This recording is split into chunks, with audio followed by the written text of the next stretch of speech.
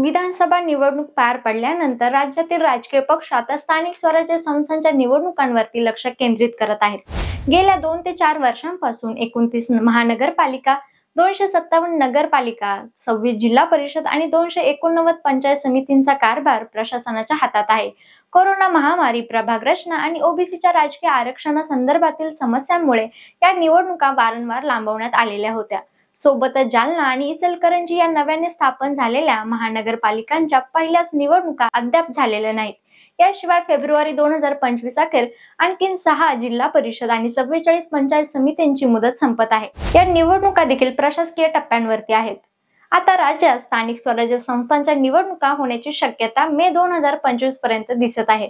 अशा परिस्थितीत सर्वच राजकीय पक्षांनी निवडणुकीसाठी तयारी सुरू केलेली असून कार्यकर्त्यांना सक्रिय होऊन आपापल्या पक्षाची रणनीती निश्चित करण्यावरती भर दिला जात आहे.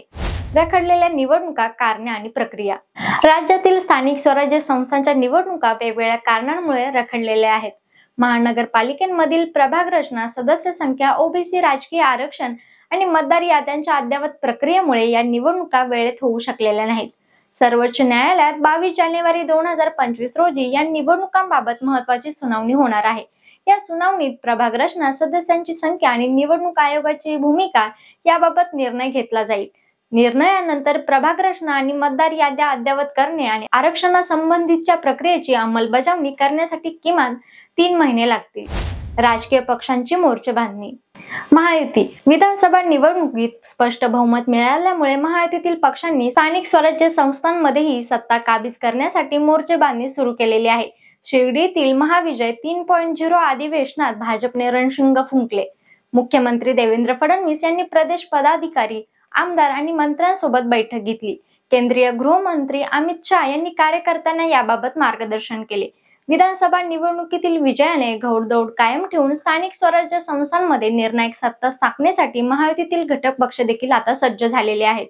महाविकास आघाडीतील पक्ष विधानसभेतील पराभव मागे टाकून स्थानिक निवडणुका लढवण्यासाठी सज्ज होत आहे. मात्र शिवसेना, उद्धव ठाकरे गट आणि काँग्रेसने स्वबळावरती निवडणूक लढवण्याचे संकेत दिल्यामुळे आघाडीतील फूट पडण्याची शक्यता आहे. ठाकरे गटाने कार्यकर्त्यांना संधी देण्यासाठी स्वबळावरती महानगरपालिका आणि जिल्हा परिषद निवडणूक लढवण्याचा निर्णय घेतलेला आहे. काँग्रेसने देखील पक्षवाढीला प्राधान्य देत स्वतंत्रपणे निवडणुकीसाठी तयारी करत आहेत. स्वबळाच्या घोषणेमुळे आघाडीतील एकत्रित रणनीती कमकुवत होण्याचा धोका निर्माण झालेला आहे.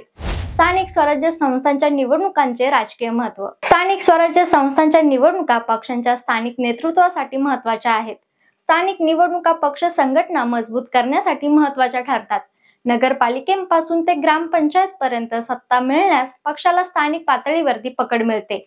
स्थानिक स्वराज्य संस्थांतील विजय राजकीय पक्षांना लोकांपर्यंत पोहोचण्यासाठी एक मार्ग निर्माण करतो, जो आगामी विधानसभा आणि लोकसभा निवडणुकीसाठी निर्णायक ठरू शकतो. थोडक्यात काय, राजकीय पक्षांनी स्थानिक स्वराज्य संस्थांच्या निवडणुकीसाठी रणनीती आखण्यास सुरुवात केलेली आहे. महायुतीने सत्ता कायम राखण्यासाठी प्रयत्न सुरू ठेवला आहे, तर महाविकास आघाडीतील स्वबळाच्या घोषणेमुळे राजकीय समीकरणांमध्ये बदल होण्याची शक्यता निर्माण झालेली आहे. येत्या काही महिन्यात स्थानिक स्वराज्य संस्थांच्या निवडणुकांचा मार्ग मोकळा होईल. राज्यातील राजकीय वातावरण आता तापण्याची चिन्हे निर्माण होतील.